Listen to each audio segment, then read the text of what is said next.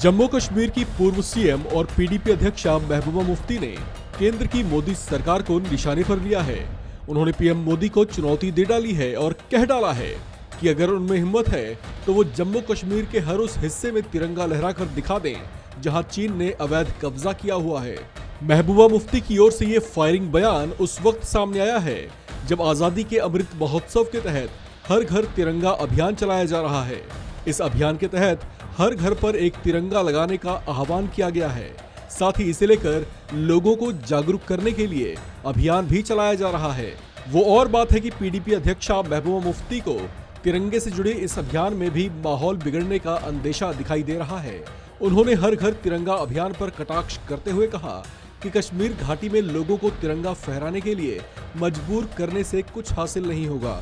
महबूबा मुफ्ती ने कश्मीर की स्थिति से निपटने और क्षेत्र में शांति बनाए रखने के नाकाम प्रयासों के लिए भी बीजेपी को निशाने पर लिया।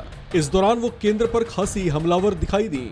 उन्होंने कहा कि उन्होंने न सिर्फ तिरंगे को बल्कि भारत के संविधान को भी बहुत पहले स्वीकार कर लिया था। साथ ही उन्होंने कहा कि इस तिरंगे के अलावा भी उनका अपना एक झंडा और एक छोटा संविधान है जिसे असंवैधानिक तरीके से उनसे छीन लिया गया।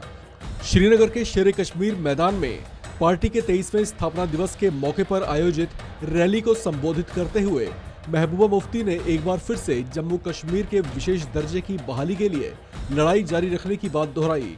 साथ ही उन्होंने आर्टिकल 370 को निरस्त करने को असंवैधानिक भी करार दिया। महबूबा मुफ्ती ने श्रीनगर में 370 को निरस्त करने के बाद से 3 साल में अपनी पहली सार्वजनिक रैली में कहा कि विकास की राह कश्मीर से होकर गुजरती है।